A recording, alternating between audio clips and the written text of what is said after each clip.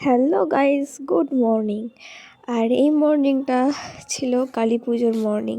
তো চলো এই মর্নিংটাই তোমাদের সাথে শেয়ার করব। আর কেমন ছিল এই মর্নিংটা, আর সারাটা দিন আমরা কি করলাম সবগুলোই তোমাদের সঙ্গে শেয়ার করব, দেখতে থাকো। তো আমরা সেই দিন তাড়াতাড়ি ঘুম থেকে উঠে পড়েছিলাম।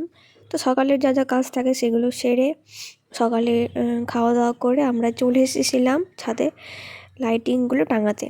আর এই লাইটিং টাঙানো নিয়ে একটা বিশ্বযুদ্ধ বলা যেতেই পারে। তো আমাদের বাড়িতে হয়ে গেল। তোমাদের সাথে কিছু ভয়েস শেয়ার করছি, তাহলে অন্তত তোমরা বুঝতে পারবে কিছুটা। কিরকম তাকিয়ে আছে শাহরুখ খানের মতো। এইটা লাইটিংটা আনছে ওই জন্য নরম করছে। কি হয়েছে লাগাবো না হ্যাঁ এত রাগ কিসে হ্যাঁ। আর নিজে দেখতে পাচ্ছ এই মস্তান হচ্ছে আমাদের বাড়িতে কোনো লাইটিং টাঙানো দেবে না, মানে ওর পছন্দ না আর কি, সব তার ইলেকট্রিক। ও আসলে ভয় পায়, আমাদেরকে সাবধান করতে চায়। তো বুঝতে পারি যে ওই জন্য ও ডাকাডাকি করে। তো আর কালী পুজো লাইটিং টাঙাবো না সেটা কখনো হয়? তো এবার এই লাইটিংগুলো টাঙানোর সময় জুডো আমাদের অস্থির করে দিচ্ছিল, পুরো কান মাথা খেয়ে নিচ্ছিল ডেকে ডেকে, দেখতেই পাচ্ছ তোমরা। তো ওকে সামলানো ঠিক যাচ্ছিল না। ওকে একটা ঘরের মধ্যে আটকে দিয়েছিলাম প্রথমে, ডাকছিল বলে। আর তো গরমও ছিল তখন, ভালো রোদ উঠেছিল, তো উপরটা ভীষণ গরম ছিল, ওই জন্য ওকে নিচে দিয়েছিলাম। নিচেতেও থাকছিল না, ডাকছিল ওপরে আসবে বলে, আর ওপরেও আনছে ওপরেও ডাকছে। এই যে পিলারগুলো দেখতে পাচ্ছ, এই পিলারে উঠে দাঁড়িয়ে পড়েছিল।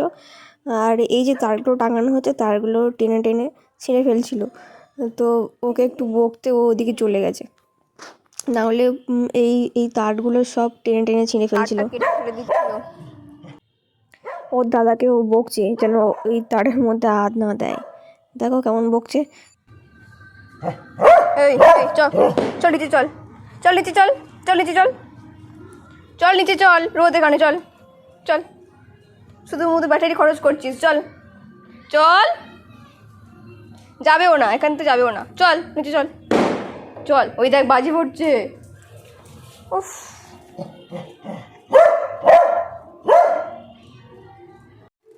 চল নিচে চল তুই হাঁপিয়ে যাচ্ছিস, চল থাকতে পারে গরমের মধ্যে, চল নিচে চল। ওর দাদা একদিক থেকে লাইটিং টাঙাচ্ছে আর ও একদিক থেকে টেনে টেনে দিচ্ছে। এই তারটাকে নামিয়ে দিল নিচের দিকে নামিয়ে। চল নিচে চল তার কেটে দিয়েছে, সেটা তার ছিঁড়ে দিচ্ছে। চল নিচে চল গরম এখানে, চল যাবেও না, এখান থেকে যাবে না, দেখ চল। যতক্ষণ না ওই লাইটিংগুলো টাঙানো শেষ হচ্ছিল ততক্ষণ অব্দি টিকে যাচ্ছিল, একটা সেকেন্ডও চুপ করে দাঁড়িয়েছিল না, সমানে রেড দেখে যাচ্ছিল। ঠিক আছে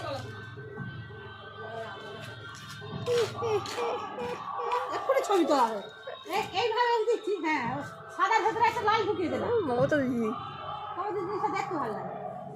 একদিকে এক এক রকম চলবে না, লালটা টেনে ঢুকিয়ে দে, সাদাটা লালের ভেতর ঢুকিয়ে দে, বুঝেছি?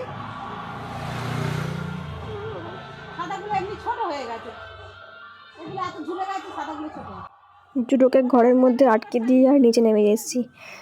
তো এইসব লাইটিং টাঙানো হচ্ছে। তো এইসব হয়ে যাওয়ার পর বাড়িতে অনেক কাজ ছিল, সেইগুলো কমপ্লিট করলাম। তো সন্ধ্যেবেলা দেখা হচ্ছে, চলো সন্ধ্যেবেলা কী করলাম চলো দেখতে থাকো। একেবারেই সন্ধ্যেবেলা হাজির। কিছু ভিডিও ক্লিপ স্কিপ করে গেছি, করা হয়নি।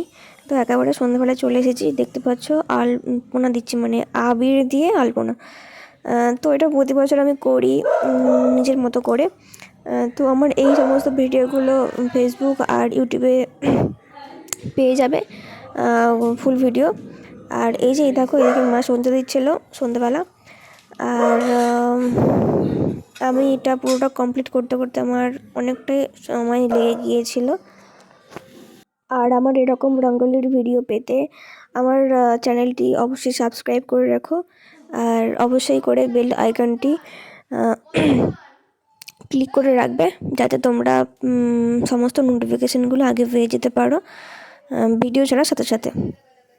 আর এই দিকে দেখো আমাদের মস্তান কি করছে। আমাদের মস্তান এখন সিঁড়ি দিয়ে উপরে উঠছে আর ওপর থেকে নিচে নামছে। কেন কি? কারণ ওনাকে হচ্ছে দুপুরবেলা থেকে ওনাকে হচ্ছে ঘরে আটকে দেওয়া হয়েছিল, কারণ আমি এখানে আলপনা দিচ্ছিলাম, যে সেই কারণে।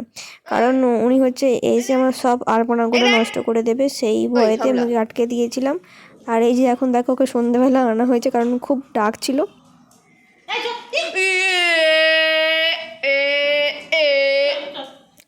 এই দেখো বলতে বলতে ঘেঁটে দিয়েছে। দেখো কেমন বদ ছেলে, ঘেঁটে দিয়েই চলে গেছে দৌড়ে দৌড়ে।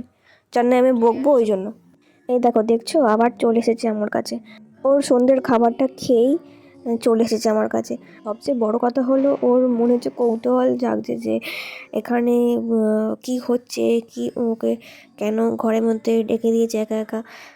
সেই জন্য ও বিশেষ করে একা থাকতে চাইছে না, তাই জন্য বারবার আমার কাছে চলে আসছে। ও সবটাই নজরে রাখবে, তাই জন্য আর কি। তারপর ওই দিকের কাজ শেষ করে চারিদিকে লাইট জ্বালানোর পর আমরা চলে এসেছিলাম বাজি পোড়াতে। আর ব্লগটা এখানে শেষ করছি, আসছে সেকেন্ড পার্ট।